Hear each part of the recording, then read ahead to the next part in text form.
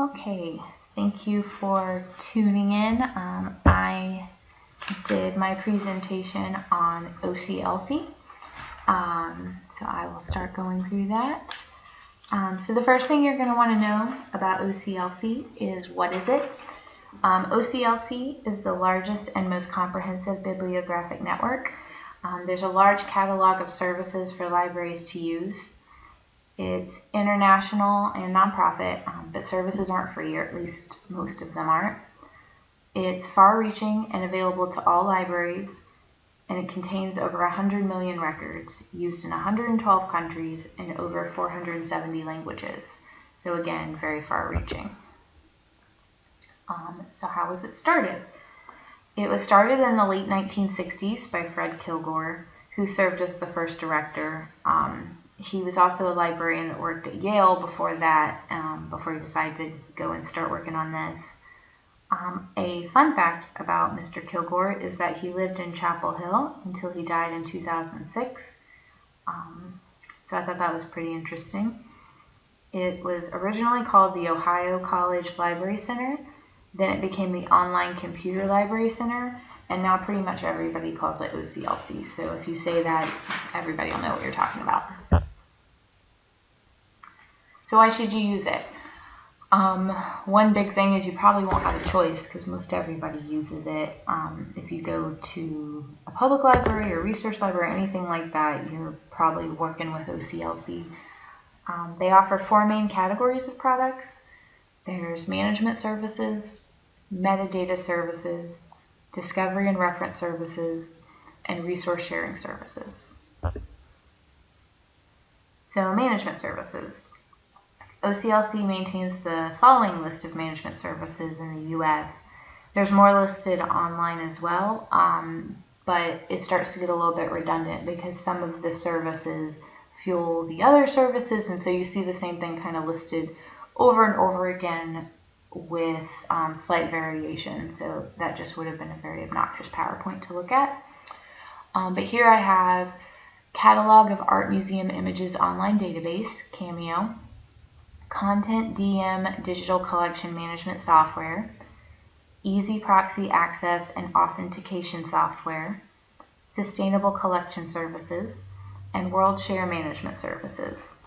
Basically, these services are to help manage systems and collections, making it easier for libraries just to go through their day-to-day work. Some work in conjunction with other platforms, like I mentioned, and some standalone.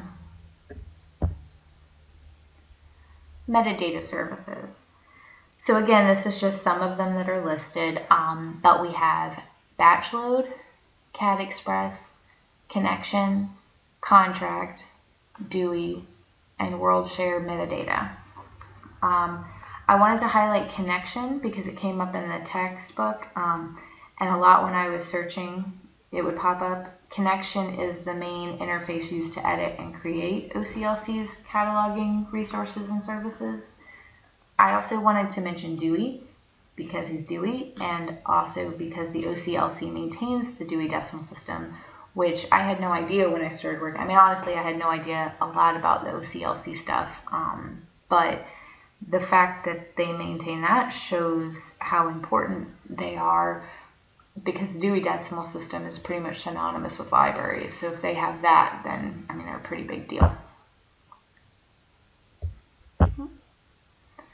So next we have discovery and reference services.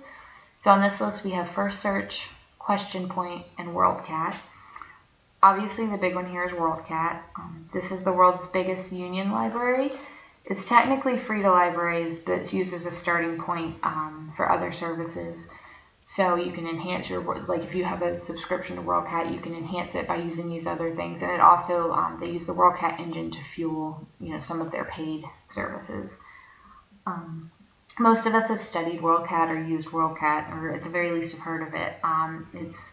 It's a big, important catalog, and one that we'll all probably use about 1,000 times, probably more than 1,000 times. I didn't know before that WorldCat had partnerships with sites that everyone uses, like Google or Goodreads, which makes a lot of sense now if I think about it. If you've ever been on Goodreads, their setup looks very much like a cataloging record in the way that they list things, but kind of more in a friendly manner for people that might not be librarians. And last but not least, we have resource sharing services, which are exactly what they sound like. It's a way for us to share resources with each other, with other libraries, with patrons, and all that good stuff. So here we have Iliad, WorldShare Interlibrary Loan, and Tapasa. So Iliad is important because it lets users track their books process in interlibrary loan, much like you would a package from Amazon, which everybody more and more wants. They want to know when they're getting it, where in the process it is. I know if I order a package, I'm looking at it 20 times a day just to see where it is. So it's pretty cool that you can do that with your materials that you order. You can also electronically deliver materials like journals and things to people. I work in a medical library, and we use interlibrary loan all the time to send medical journals, articles to doctors and things, so that's pretty important. So these are my resources I used. I used obviously Taylor & Gentry and the OCLC website. I only touched on some of what OCLC does, so I'd encourage you to look for yourself.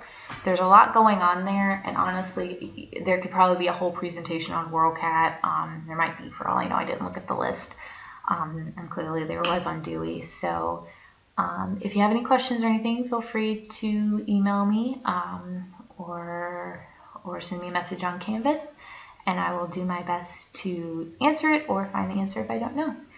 Thank you for your time.